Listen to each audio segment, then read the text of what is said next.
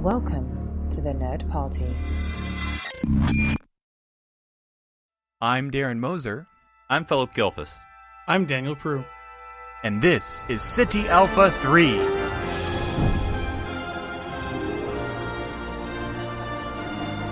Hello and welcome to City Alpha 3, a Star Trek podcast here on the Nerd Party Network. I am Darren Moser, joined as always by my fellow Strandies, Philip and Daniel. Gentlemen, we're still two-dimensional. It's not over yet, but we're heading towards the end of Lower Decks.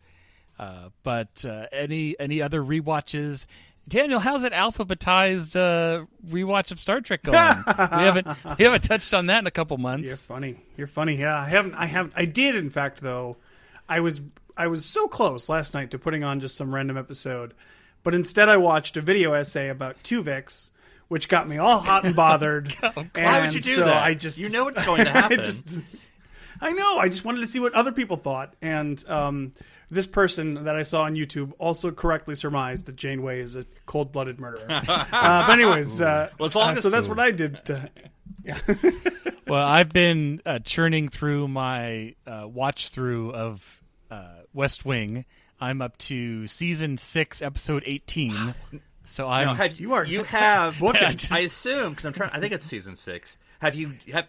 So they're heading towards the primary. Like the Santos is still not the. No, my question. I think it's Season 5. You've seen the Star Trek scene. Oh yeah, which it's the one with the woman who wears she wears a pin that we don't see, and Bradley Whitford. Josh. Yes, dresses her down with the website But then says, like, we should make it a holiday. Since you've watched more, because I remember watching it a few times, and every time it gets to me, well, I don't know, maybe because I'm taking offense because they're talking about me, because they're like, all right, now imagine this. Who's the best Cardassian? That's a fetish. And I'm like, it's not a fetish. It's just nerds. Well, I mean, his point that he was trying to make was, like, a fan is someone who's like, yeah, I like Star Trek, and, oh, yeah, I'll put in an episode. And then what we do is let's have like 183 episodes where we dissect every little thing. Like, he's not wrong. That we're crazy? There's two different levels. Yeah, I mean, he uses some choice words that probably aren't the most kind, but I think his intent... That doesn't sound like him at all. I know. Well, his intent of putting it into, like, two different groups, like, that makes sense. Like, there is the casual fan and there is, like, the crazy super fan. I mean, they try to clean up at the end. You know, it's kind of like there are good people on both sides, apparently. He backpedals a little bit. There should be a Star Trek Day, is what he says. And now there is. So, you know. Yeah. Apparently on September, what is it? So 8th. I know, they added it. September 6th. Is that because of First Contact Day? It's when Star Trek first premiered. Oh, that's right. That's right. I want to see. I like Alien Day. I remember it being a weekday. It was 8th because I was like, isn't anyone at work? Why are we doing this? But anyway, it's fine. But yeah, so September 8th, everyone wear your Star Trek pen to work. You're authorized by, I don't know, Twitter. You're authorized. Well, we are also joined today by friend of the network and friend of podcasting, Aaron Harvey. Welcome back to our little stranded planet in the Gamma Quadrant, wherever we are. Well, you're keeping it nice. It looks great. You know, y'all got your little table set up and everything. And yeah, Philip's over by the warp core. You know, looks nice. Just where everyone loves chilling there.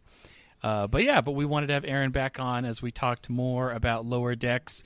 And we'll start off, Aaron, with our first question we ask all of our guests. What's your overall kind of impression with Lower Decks? The second animated Star Trek series. And when will your Lower Decks book be coming out? I need a companion. From your lips to CBS's ear. I would love to do that. At first, it's funny. Like, I was really worried when I heard about it because I have spent, as somebody who has been invested in Star Trek the Animated Series and wrote a book, that it was hard to explain to people that an animated Star Trek wasn't a joke. It wasn't a comedy. It wasn't like a kid's show. And then suddenly there was going to be a comedy or an animated series that was literally a comedy. I'm like, oh, great. Now it is actually a joke. And when I heard it was by Rick and Morty, I never could get into that show. It seemed kind of gross, and I was just like, well, that's not boding well. I don't know. I was very trepidatious, but I wasn't going to be like those people who instantly like, I'm not going to watch it because of blah, blah, blah, blah. You mean every Star Trek fan ever when a new Star Trek series not comes Star out? Trek? That's weird. Okay. Yeah. No. So I wanted to give it a chance. And then Gene Roddenberry made Star Trek in 3 dimensions as to what he would have wanted. How dare you go back on his... According to the you story laugh. I wrote. But there were people who started a petition in 1973 at the conventions to stop the animated series from coming to television because it wasn't, quote, real Star Trek, unquote. And then it would... So literally the next series Yes. after the original Star Trek was not Star Trek. We started our trend in the 70s. right off Yep. the bat. It just wasn't as, you don't hear about it as much because it wasn't the internet and it wasn't as... So you had a little trepidation, but what was your overall impression so far? Now, we're not done, obviously, but we're almost there. In between the time when that happened and the show started, I was in an improvised Star Trek show doing improv.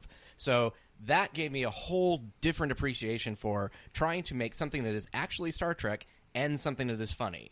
So, and there was a lot of crossover. Like, we were like, did they see our show? Because some of this is really familiar.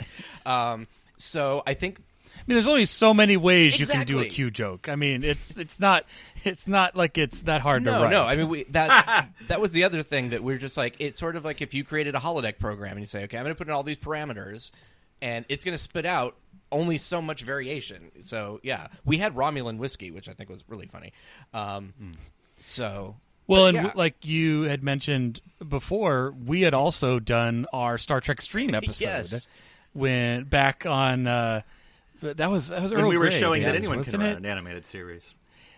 And we were envisioning an animated series though set in like the Fox Kids 90s UPN era Kids. where everything was to that's right, UPN Kids, and although and that was just I think that really kind of comes to what you were saying though, is like there's only so many ways you can slice and dice Star Trek when you're going to make an animated Right. comedy, so it's not that much of a surprise. And but, the funny thing is, in Star but Trek yeah, but Stream, they've the one been that we doing came it. up with, that Q turned the crew into cartoons, essentially. and this episode, we get Q. So that was kind of fun to see him That's in right. animated That's form. right. So, so that changed my perception, and I have enjoyed this so much. And it came at the exact right time, given the state of the world, and just like... I needed to laugh. I needed to and it's smart stuff too. Like even the Easter eggs and things all make sense. They're not just. I mean, sometimes it feels like they are sort of like here's a laundry list of things that I'm just going to say. But for the most part, it is not. According that. to this Memory Alpha article, these are fun. basically.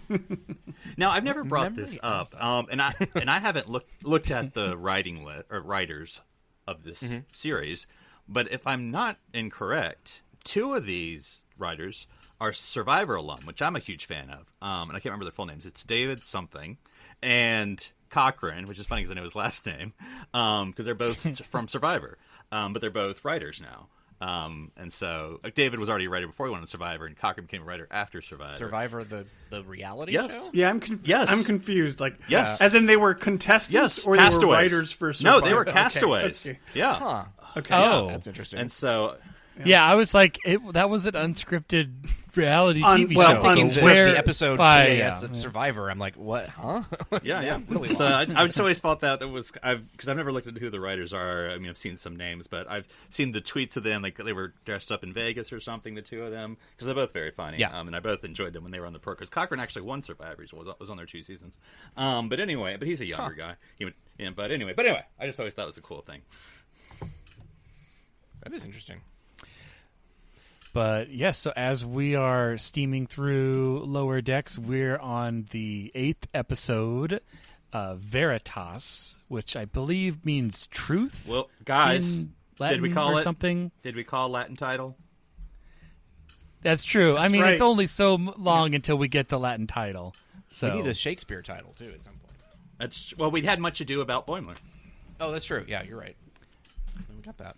But Boimler wasn't in Shakespeare, Philip. It falls I- apart. It's got to be pure. I don't know. Have you the seen bard. Talent Night on the Cerritos? That's true. That's true. But okay, so this episode, it's told in a non-linear fashion. sort of, in a way. So you have the rapper plot, which is interesting because, like we said last week, boy, now all we need, after we had finally different pairings last week, which we were so excited about, that Boimler and Tendi got to do their thing, and, even though Rutherford wasn't exactly paired with Mariner, it was nice to not see the standard pairings last week, but we're like, oh, now we just need an episode where they're all together.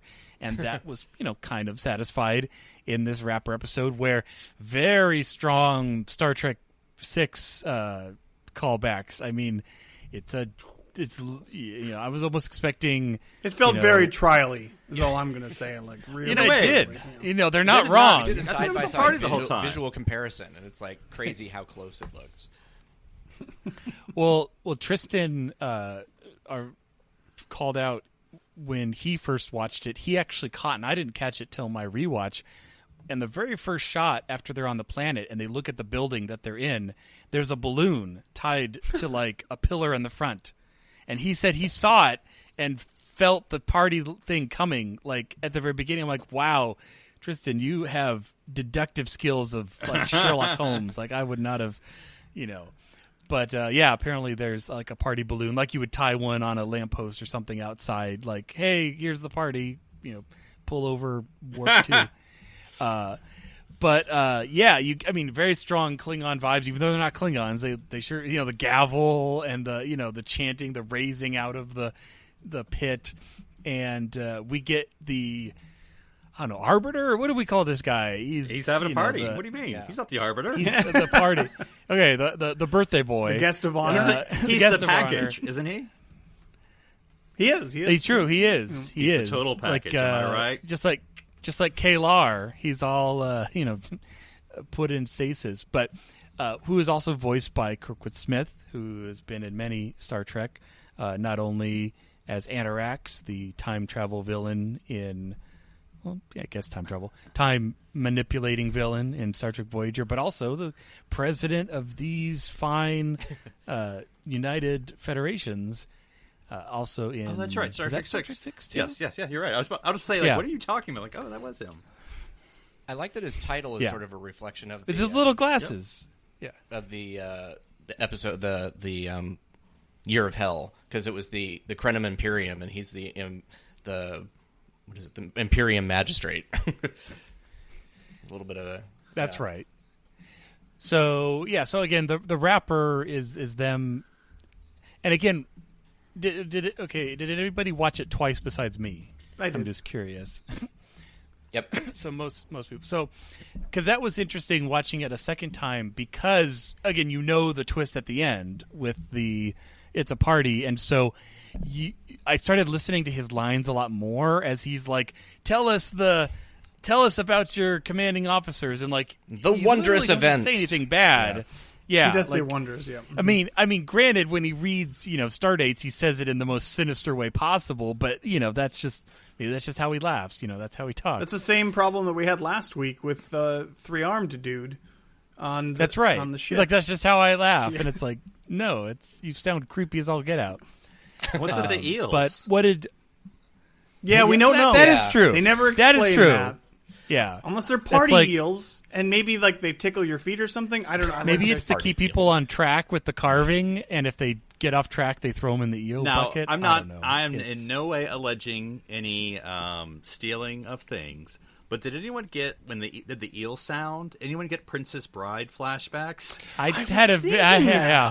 We had this conversation because that is one of the movies that everybody's like, what do you mean you haven't seen it? I saw parts of it when it first came out. So we're going to have a night where we're all watching movies that we haven't seen. Oh, but... your connection's breaking up, Aaron. Sorry, we're losing you. We'll catch you next week. So everybody said that, and I don't know what the reference is, but you're not the only one to have said that. So there's a part where they have the shrieking eels, which is kind of like a semi-monster. Now she doesn't get eaten by the eel. Just like that. I'm just telling you because you look worried. you look worried. Yeah. Yeah. So Darren, just to answer your question though, like watching it a second time, there are certain elements that do kind of point to this is more benign. More than a trial. But the eels are literally referred to as death by eels every single time, and it's like I don't. True. And of course, like the captain ushers And they have them out. they have the fire and the eels. They're like, why both? And it's like, what does that? It's redundant. What does that do? I guess you're trying to make some sort of soup. By the way, Maybe eel Death by Eels is my favorite band in the 90s when I was in high school. Yeah. So, all right. Well, I've talked a lot about this part of the episode so far, but Choo Choo, Philip, what do Darren, you already know think? what rating I'm going to give this episode. It gets an Rutherford scale. automatic 5 stars because we had Oh, equal yeah. representation. By the way, is this the first time, and I could be wrong, is this the first time we've heard Rutherford's first name? Yes. Yes, I and think it is. wasn't Yeah. there somebody else too? Well, Tindy, Somebody else? we may have heard Tindy in the first episode, but I didn't catch it. I mean, I know, I'm sure technically we've known their names the whole time, but I don't think it's been said. Because I think they've only said Yeah. Beckett once before, which Beckett I think is a cool name. I'm just going to call her Beckett from now on. But I still can't get his name because, it's not in my ear. But anyway, I did like getting his. I'll say it wrong if I even try it. But anyway, I did like getting a Rutherford name, and we got equal representation. We got a fourth. All these characters, they're all together. They each get a time and a focus and a story, and I love it. That's what I want. Like this show, I felt like, or this episode. So whether you liked it or not, it won't be. But it's like they took my complaints. Right? You don't put them all together. They You don't give listened them- and then went back in time and started production on an You episode. give them the same to amount of give us time what for we these 4 wanted. characters. It's always the Boimler and Mariner show, and then it's Rutherford as cameo. So no, everyone got equal time, equal story. They're all together, and it wasn't too crazy. Because we talk about the Boimler and Mariner chaos of it all. I mean, there wasn't chaos. Weird. Their part of it was pretty straightforward. It was Tendy and Rutherford's part that was like, what is going also, on? look, we get a little angry Rutherford. I liked it. We don't often see angry Rutherford. I liked it. So Yeah. no. I almost want to say it's the best episode of the series. I almost want to say that without having watched it all again. But yes, He almost does.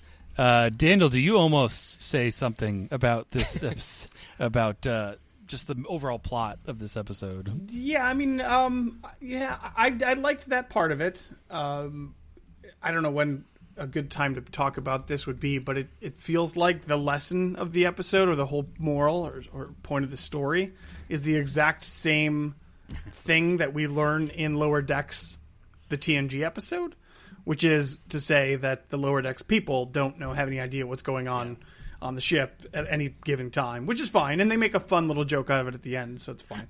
Right. By the way, Philip, his name is Samanthan. Because and sorry, this It's very is strange. where Masculinize Samantha. Yeah. because this is and I'm this is me speaking in ignorance. Okay, when I first saw Rutherford, and it could be he got to me as a black character. But the person who voices him is not black, and I'm going to get his nationality wrong. He's Asian. I don't specifically know what. But with that first name, that strikes me. I don't know what that derivation of that first name is. So, but anyway, I'm just it doesn't matter who's what. But I was just like, I wonder what Rutherford's or place of origin is from. Is he born in Alaska? Like half of the cast. He's Earth. Of, That's all that matters. We're all. I looked up Samantha, and it doesn't seem like that's an actual name. No. Yeah, I and don't maybe think that's a real- could have some yeah. alien in them. Nobody knows. But anyway, I just thought it was interesting because, like I said, as much as it adds to character, it adds to character. So, and also, one last thing, I'll shut up. One other critique it got was that I've been saying all along, guys, I like Lower Decks not knowing what's going wrong. Remember, I said, we're going to the senior crew, and you're like, you have to know what's going on. No, you don't have to know what's going on. And that's the joke, and that's what I like about this episode. So I'll shut up. Just to answer your Right. question, Philip, Eugene Cordero, I don't know if I'm saying that right, but that is the voice actor, and Wikipedia tells me that he is of Filipino descent. Okay, there you go. Yeah, because I know from The Good Place. Yep. Oh, interesting. Okay. I didn't know he was on that. So, so Aaron, let's put you in the beam of honor, or whatever they called that. That's why he hasn't been talking the whole time. Celebration beam Yeah. or something? The like that. celebration beam, yeah.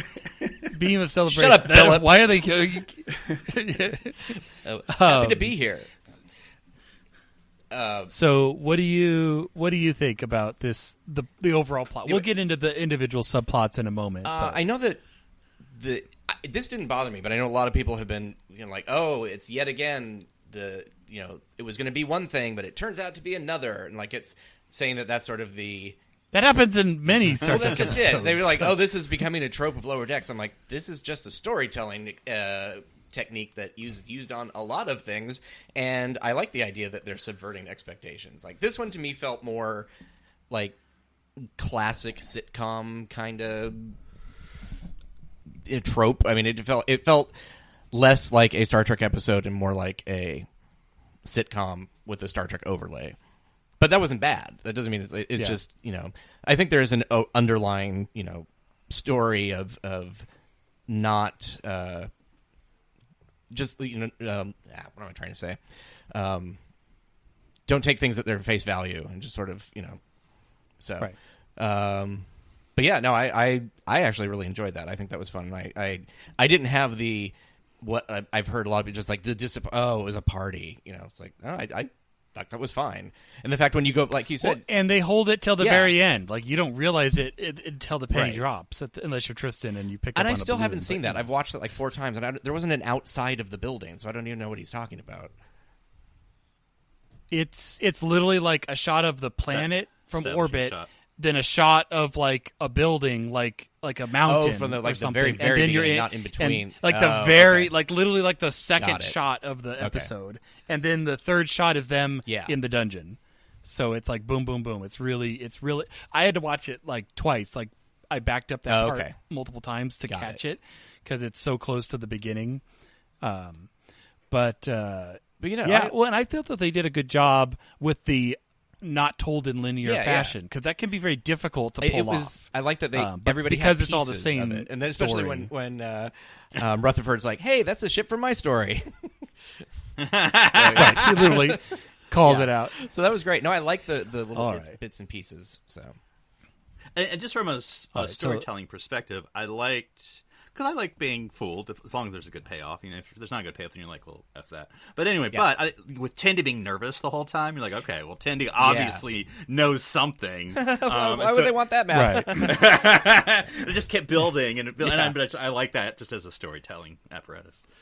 I also like that she thought she replicated too much ice, which is what got them in there. Maybe they replicated too much ice. I don't know. Yeah. All right. So the first subplot is, I think, the Beckett Mariner one, where they basically, it all starts off with they're all together, and you have the red alert everywhere on the ship except in the room they're messed in, with the which red is alert speakers. Oh, my boy Rutherford, come on, he usually does a good job.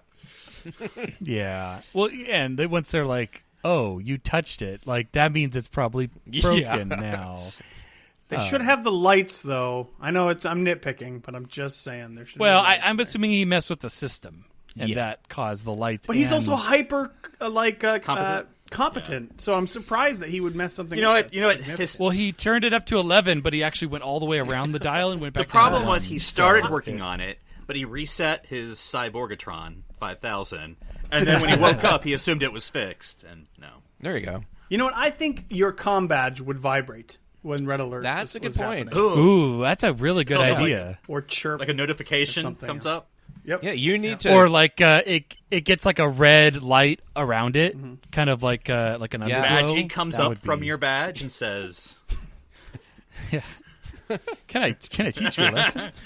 Yeah, you need to contact So- Starfleet Command and get that idea thrown up the chain there, and maybe get a promotion.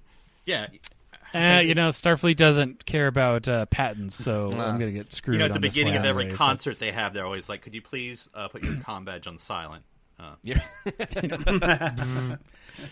So Beckett and Mariner like literally crawl onto the bridge, which is Yes, that was great. hilarious. They, That sneak nobody in, notices. And then they're like, I've always and been I feel bad for Boimler because it's like the one moment they call on him, and he has no idea. And they're like, "Dang it, man! This is your chance to prove yourself." And it's like, let's do Crazy Ivan, and they're just like, "What?" Also, I love it on the way up. Sorry, go ahead. No, go ahead, Aaron, please. I was say up in the turbo lift on to the bridge, like they want to make sure that they get it right because they don't want to be sent to Earth. It's like because the only thing to do is drink wine and hang out at vineyards and soul food restaurants. Against soul food restaurants, of But it's course. not a soul food 'Cause that's restaurant. It's literally all we Creole, know. which is like There are two different types of food, but Yeah, very true. Very true. Very, very, very true. But we all knew what he I meant. would rather go to a soul food so- restaurant than a Creole restaurant. That's me. But I'm from the South. But and Mariner, sends them a message. Yeah. Which, granted, there are times in Star Trek where they say, "Let's send them a message," but it's usually followed up by here's the message. Fire, fade. Like they give the command. They give the Yeah. command. It's not like they just assume. So that was a little Invite bit them on to the dinner. captain. I'm was like, a very strong implication. That's Yeah. not really or inference. well, at least it was a warning shot, and she didn't destroy the craft. That would have been a little Not to it. much. So this is where the non-linearity of the plot confused me a bit, because those aliens never come back, and we don't learn how that situation was resolved at all. It just ends after she fires remember phasers at that, them. and that's true, because that's like the first situation, because the first time they come out of the room they were all in, and that's obviously to get the map, which is used in Tendy's. Which is map? literally just a mission. drawn map. I don't understand how that actually helps. Yeah. in any way. And they're like, look, there's guards here, here, and here. I'm like, this map is like a map of 5 parsecs. Like, how are you pointing out the one guard? I did feel Daniel was in this this map? episode when I forget who said we don't use maps on a starship. We have, Stellar cartography. Stellar cartography, man. now, And he's like, the guards are only there on the weekend anyway, so it's like. So, so that's mainly that's pretty much their whole plot. They don't really have much more. So let's switch over to Rutherford, who I think is next. And this was a great little just bit where, as he updates software, he blanks out, but he doesn't go unconscious. It's like it takes over, and obviously he does stuff while he's unconscious and quantum unaware. Stuff gets done as he passes out, and it's just so. And this was really fun, just using these 3 characters in the Commando Black Ops mission, and they were on an old school Spock shuttle. oh, you mean It looked with just Spock and Spock? Yes. With Spock and Spock, with the motion picture era shuttle, which was kind of cool. I actually know what it is instead of my brain. The Cirroc. Warp sled. Yeah. It's actually not called that, but that's what everybody else It's a courier of some sort. Yes. Yeah. Yeah. We It's a don't even long-range know shuttle. who it is, but let's just let him on. It's more dramatic Yeah, that exactly. way if we don't reveal it until he actually gets there. And I think this also confirmed, because when they're sneaking into the museum, which was a fun scene with all of the ships in the background, the other 2 humans have headbands that are covering their ear tips because they're not Oh, I didn't even think Romulan. about that. You're right. Oh yeah. But Rutherford has it only over one ear and not his cybernetic. I didn't notice that. Which, That's That is because I was always unsure if his ear was pointed, if it was just a way it was No, drawn. it's- But I think because they've shown it's a Vulcan. it's a Vulcan neural implant or whatever. So that means it is a pointed ear. So he's got one pointed ear, which is, I think, fun. It's like he has those kitty cat headphones. with the ears up top. But yeah, I mean, okay, so Philip, The Rutherford of it all. dish out on your guy Well, so- Rutherford. I mean, you got the fan dance, you got walking on a cloaked bird of prey. Yeah, why is because at first I mean I don't his storyline as the fetishist apparently of Star Trek is what I am, but it just had me guessing the whole time because it was they're in a museum and at first was it just a Romulan? Because I admit I wasn't following 100% because I know we got because it was confusing, right? It was just, it's a Vulcan flight museum. It looked like. Yeah, because I couldn't tell it was Vulcan at first because I saw what appeared to be the D7, but I'm like, well, Romulans used that too because I saw the bird of prey, so I'm like, well, maybe it's a Romulan museum. They weren't in the right But scale either. Yeah.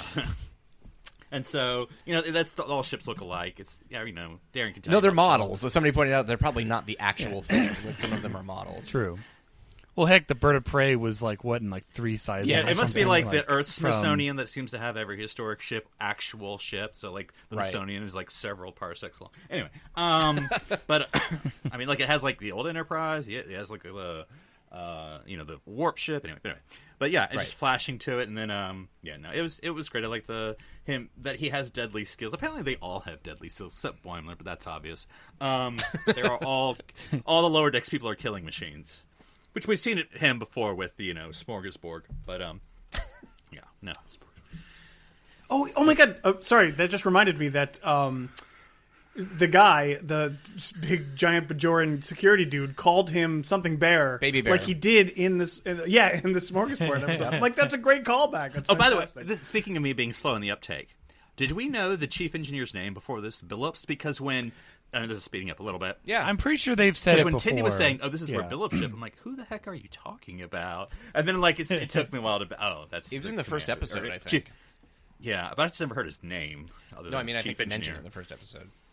Mm-hmm. But yeah, so he basically paradives into this museum and then steal the bird of prey. The bird of prey. Dan, can we stop for a second? I think someone's scanning. No, wait. No, it's... Yes. Hey, we got to see some DDRX class. Daniel, ships, were you just like losing your mind, blooding come out of your eyes when they keep adding warbirds to the picture? And you're like, more warbirds! More warbirds! It's like Picard, take some notes. They mentioned Remans. We've got some DDRX class ships here. Like these are the Romulans I love, man. Come on, bring this stuff in. But yeah, it was good. Did you notice in the Flight Museum, too, there was the 2001 Space Odyssey monolith? Oh, no. No, I missed that. I was just like, okay. But, yeah. That's interesting. And that's also, again, funny where the whole, like, being quiet while they're scanning. Like, that doesn't actually mean anything. Like, you don't have to be quiet. And then someone knocks something off, and you're like, Spock, what the heck did you do? Right.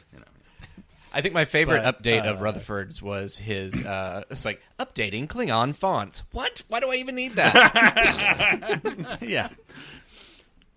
And so, so if he steals, they're part of the team where they steal the Romulan warbird, but then that's used by, the bird of prey, but that's used by the other team, by Tendy's team, to get across to the neutral zone. The team which we don't know the name of because it was properly bleeped out, unlike some of the other stuff they said later on. I did actually transcribe the part when she kind of zones out and they're continuing to talk, but you can kind of isolate that channel, so I wrote down what he said, which is pretty... Mm-hmm. what he's saying, the mission. It's like, if we're captured, basically. Starfleet will deny any involvement. They'll say we're an offshoot of the Q.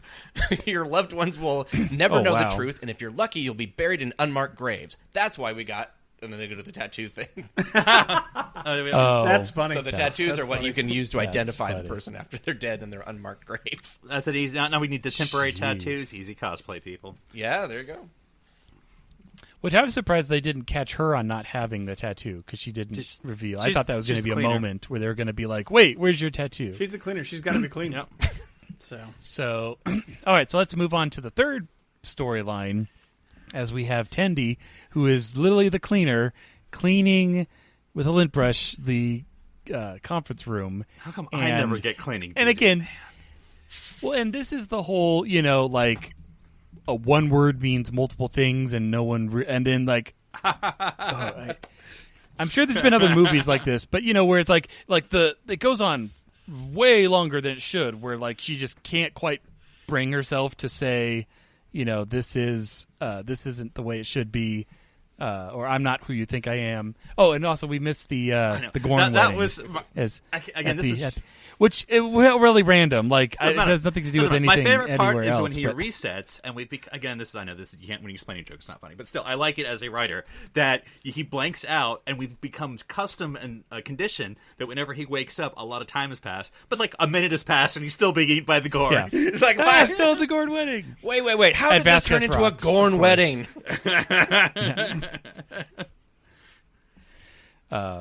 But yes, so that was the end of Rutherford. But yeah, so Tendy's the cleaner, which, as we know, is also a spy op term for someone who, I guess, pushes the button to start the transporter, because apparently that's what her mission was.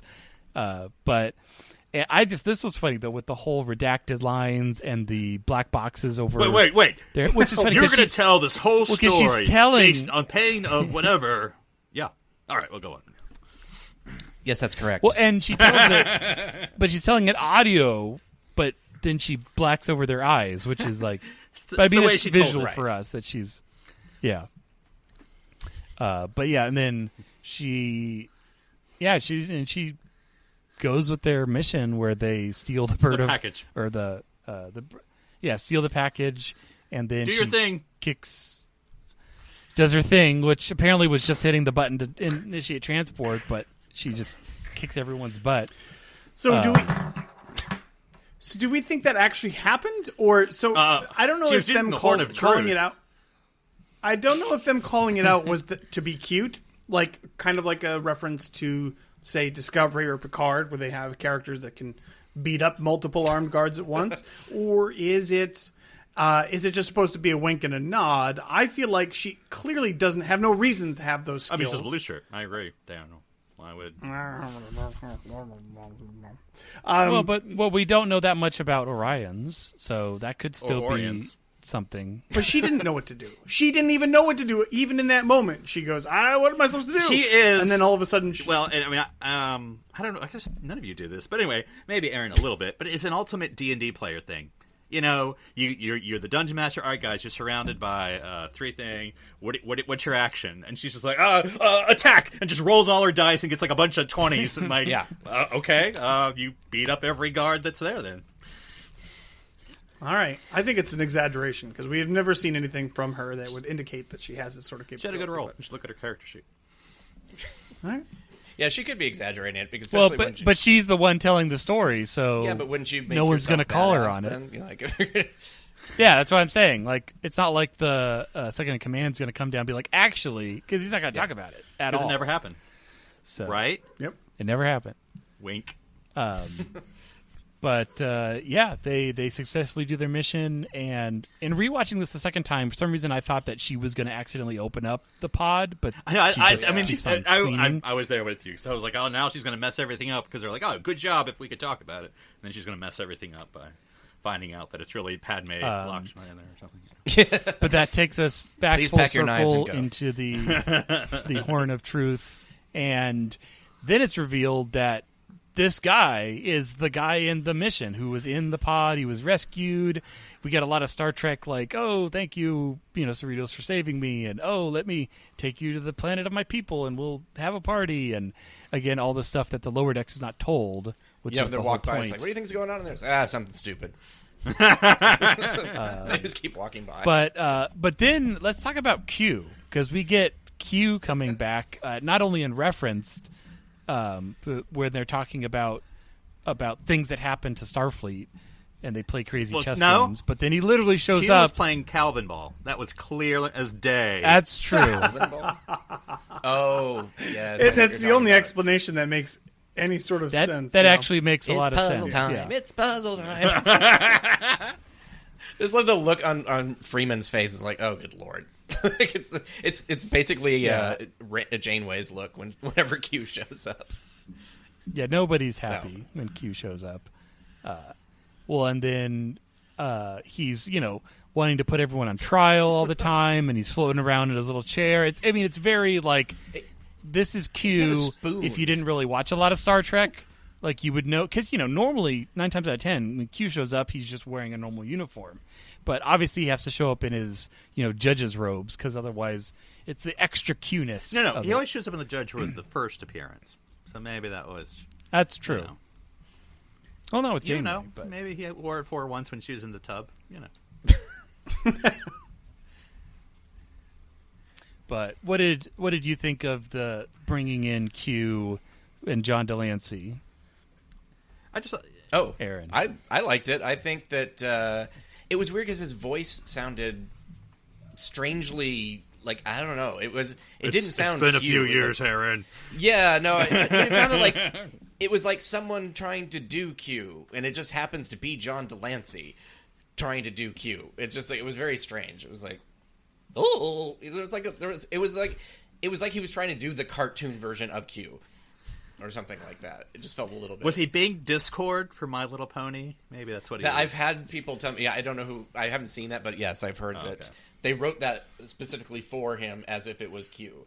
Mm-hmm. So, Yeah, no, I thought it was fun. I love the ending when. We don't have time for your random bullshit. Yeah, we don't have time for your They just flip him off and walk by. It's like, no, go bother Picard. It's like, oh, he's so boring. He just like only what is it? He just talks about Shakespeare and makes wine. Yeah. So, Daniel, what did you think about the end where the lower deckers all kind of talk about how the crew is not that great? Like the Cation went to the wrong ship. That everyone was kind of similar.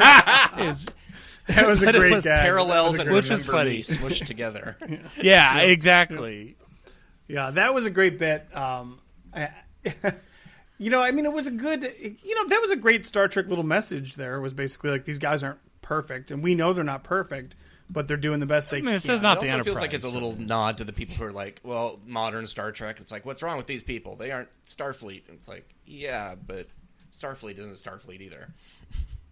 Well, I thought it was. Yeah. Go ahead, Daniel. No, go I ahead. was just say I thought it was, this isn't a complaint. It's just a didn't make sense, but not like it didn't make sense. It's just like a little didn't make sense. Where it was like when they're like Bowman was saying, oh yeah, no, the captain gets it wrong all the time, and then shows the Q thing. I'm like, well, the captain's not doing anything wrong. I mean, like if this was like Family Guy or something, for him to be like tripping over the bridge or something, but it was just like, oh, that's fine. I admit it. We would all be confused by Q. That's normal. Well, and Aaron, we got a couple call-outs when they're talking about, Picard didn't know about the Borg, and Kirk didn't know about Giant Spock, or Dr. Crusher didn't know about the. They name dropped the lamp, doing a rewatch. the candle. Daniel, someone's been doing a Star Trek rewatch, unlike some people. That's true. But what do you think of? We got our TAS call out. It's funny because I was excited that they've mentioned Giant Spock because one, that makes it more canon than it already was, and also we've got a backup Spock, because this is before Spock disappeared into the Kelvin universe. So right now in their universe there's two Spocks. But eventually, we could go back to that other Spock. We could revisit that in a future. Lower decks or something. But the one thing that it was a semantics thing, and it must be the writer in me or whatever, where it was like, Picard didn't know about the Borg, correct. Beverly didn't know about the ghost in the candle, correct. So did Kirk know about the giant Spock on Phylos? Yes, because he was literally there when it was created. So I think if they had phrased it where it's like, was he expecting a giant Spock? No one was doing that. But it didn't feel like nobody expects the giant Spock. Yeah. So no, but I was very tickled that they mentioned that, and they actually had mentioned a couple episodes, Cupid's errant arrow with the Phalosian. It's like she seems like a very nice plant person. So. But but at the end, Boimler is like, "This is a sham trial, a drumhead." Yeah. TNG Did they mention reference. drumhead by name? Did they use that word in that episode? No. I didn't hear it. Yes. But... Well, yeah, he says it is a drumhead trial. Good. So at least that's the last thing he says, and then he drops. But he didn't just mention the title that we never would. He would have. In universe, no, it still he says could it's work. a drumhead trial. Okay. Yeah. Yes, because lower decks have clearly watched Star Trek. I mean, they are mentioning it all the Yes. time. So. Well, with Mariner, she then grew up as basically an army brat, I imagine, because she's got a father who's an admiral and a captain. So, I can see her being drug over to Picard's ready room, his vineyard, and okay, we're gonna go have lunch with at Cisco's dad's restaurant or whatever. So I could see her having that information just based on what her parents talk about. Everybody else less. Well, this was Roga Danar. Yeah. Oh, by the way, this was Boimler, though, that was at the end. Sorry, who is that? I mean, who is that? Sorry. It's the one with the they're stuck on the moon, where they're the prisoners that are actually they were warriors, genetically engineered and then to be, they put them on. And they put them on the moon, and then it's the that's the like one a second where the season episode head of with, that's with yeah, it's like season with, 1 or 2. Cochrane. James Cromwell. Okay. James Cromwell Yeah. is The Hunted. is the Yeah, administrator. it was like, I'm sure I know what Hunted. this is, but I'm gonna have to Google because Yeah. the name doesn't come to Well, me. I'm going to have to go with Boimler because Khan, who is supposedly genetically, superior, was defeated by Kirk twice and didn't get anything he wanted. Roga Danar bested Picard Got and got everything what he he wanted. wanted. Yeah. So it's like, yeah, I think The he's the man badass. was literally a space seed. Yeah, right. What does that mean, even? Come on. It's Yeah. just this, but this is where like the jokes become too self-referential for me, Yeah. and I'm just like, there's no way you would know who that is. Like, there's no possible way I don't you even know care who that that much. is. Yeah. It breaks the fourth wall. And we It's watch like, I all those hate- episodes. It's just sometimes that they go too hard. It's the same thing that happens earlier in the episode when they're talking about even with the Q stuff. It's like no, man, like that's too much back to what we've seen. We don't. That's fine. It's fine. It's what it is. But You kind of have to But watch yeah, the but show that's with where- two brains. There's like the Yeah. enjoying the Star Trek reference brain, but then having to divorce that from what they're actually saying. It's like, okay, they couldn't possibly know this, but it's still funny, so give it a pass or whatever. So Yeah, and like well, we've talked in the past about how like those kinds of jokes. Who are they for? Like if they're for people like us. Which presumably you would have to, because who else is going to know who Roga Danar? Exactly. Philip didn't even know Yeah. who Roga Danar was, and it's like you're alienating 99% of your audience at that point, even if your audience is Star Trek fans, and like what, and it's not going to bring anybody new in. Everybody new is going to be like, what? Oh, Khan, I recognize Khan. yeah, That sounds everyone kind knows of a right. stick chest. You mean John Harriman? Yeah. Ooh. Darren, we don't talk about that here. Only on Anyways, Tuesdays. Yeah. Well, like for instance, because I always or sorry, not John Harriman. I was thinking, what's the fake name they gave him? John. Leading Harrison. Harrison. It's either John Harrison. or Harrison. Yeah. Yeah, you know what I meant. Yes. though. Like the Bindledack, Yeah. Cumberlove. Cha- Yeah. Because I always watch these episodes with my wife Jessica, and the one that she laughed the hardest, or one of the ones she laughed hardest about, was when they were early on, when they were doing Beckett's telling, and they were on the bridge, and Boyne was like, "Oh, evasive maneuver 77," and then he's like, "Oh, I mean 88," and then Mariner's like, "Really, that one?" And she just turns on him like that, and he's like, "Wait, yeah, on my side, what? in these conditions?" Yeah, That's true. Yeah, and that's funny because they don't have to actually tell us what it is. It's just obviously the wrong one. Have they done? Exactly. Sorry, I'm sure the answer is yes. Have they ever done Crazy Ivan in Star Trek? I mean, I know what that is because it's what? Oh, yeah, I don't know what it is. it's a real thing. It's a submarine. Okay. It's a Sylvia. To quote Hunt for Red it's a Soviet October, tactic. yeah, it's basically where you're going along and you stop and basically like turn around to see if someone was following you, and then someone might.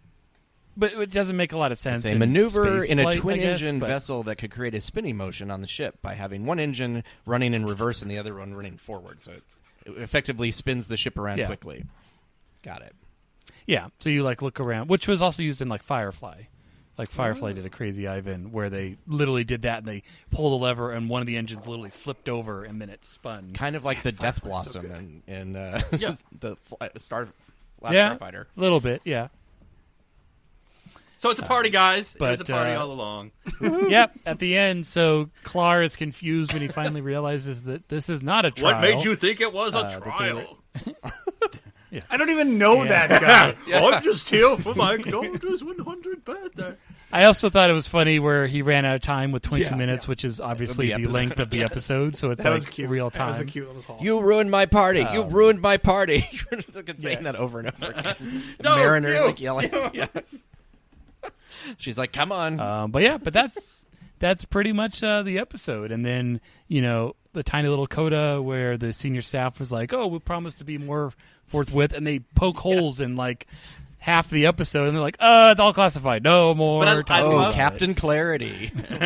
But I love, and again, if it's done, it depends how you do it, and people may not agree. But I love that don't explain everything. I mean, I I'm actually really bad at doing this as a writer. Is like I don't do endings because I'm like, yeah, audience will figure it out. But like, or they'd make up your own ending. I'm not here to lead you to water, people. But anyway, but I like that they call themselves out because that's usually a safety thing as a writer. Just, I called it out. I can do anything. But I think it makes sense here because especially with the earlier thing of like, how is this a trial? Because they don't really explain anything with the party. It doesn't make sense. And then even with the senior staff doesn't make sense. But I like that they call it out. And it's just like it's their way of saying it's a cartoon. We had fun. Move on. Yeah. Yeah, like why did the Vulcans have this ship? And it's like, why couldn't you just ask to borrow it? And just like classified different thing. That was great. Yeah, it's not like they were stealing it from Romulans. Yeah. Like they steal it from Vulcans, which I mean, it was a doesn't make Starfleet sense, security but- officer because the uniform, I love that, was like a throwback to the motion picture and Star Trek II or whatever. Like the old 1940s football helmet with the Starfleet symbol on top of it. Yeah. Oh, yeah. That was crazy. Did anybody get? Sorry, Darren, but before we close out here, did anybody get General Saris vibes from Galaxy Quest? From the dude? Oh, yeah, you're right. Yeah, Now that I think about it, who even had an eye patch? He had the eye patch on Yeah. the same eye. The only thing I he think was it's, missing was the spikes on the top of his head. But It's Clar. I think Clar, his name. yeah. Yeah, Clar. yeah, You know, I was just with a thinking C, not a K, so it's not Klingon, obviously. But yeah, no, it was a lot of Saris feel. Even the tone of his voice was very similar to that. But I'm not as yeah, so ugly as I'm stupid. I gave you the no. You said we were dead motion. I agree. You said send them a message. So. Yeah. There's a green thingy heading towards the red thingy. I think we're the blue thingy. Whoever wrote this episode should die. Well, if we're going to talk about that Star Trek episode, you know, We we already can circle back around. But yeah, so that is Veritas, a fun episode of crazy stories, lots of representation by all our favorite characters. I guess they have checked. and, No, I was just as going to Phil say, says- they've checked their matter of perspective box. Every series has to have a matter of perspective episode. Ah, yes. This was their matter of perspective. Now we just need, you know, just like a hologram. Like, this is the only thing was Next missing was episode, holograms. guys, if you saw, we're doing the not that we haven't done the That's holodeck, true. but now we're really doing the holodeck. It's going to be, apparently. Now we're doing we program the holodeck to act like our people, and that will always go Yes. right and never have any problems. That's sort of a Barkley Yeah, kind so of that- thing. I was thinking more of Oh, Tuvok. with who is it?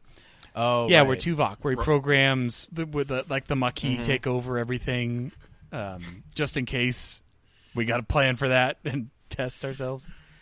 But next week we will have episode 9, which the penultimate, huh?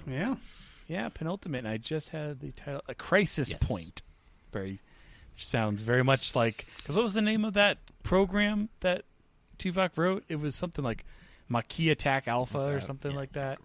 I just kept thinking of I was thinking. Crisis on Infinite Earths. I was going to say, is Superman going to show up? Yeah. Because that would be pretty Sounds awesome. like they're setting up the finale. The stakes have never been higher. But yeah, and that's a good point. Like with the penultimate episode, and then is there going to be a cliffhanger in the finale? I Is hope it gonna? Please no.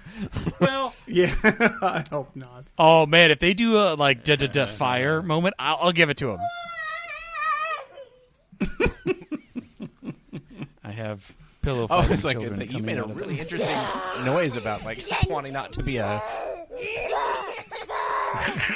Oh man. oh god, is there a gourd wedding? Reset, Darren. Reset. Okay, guys.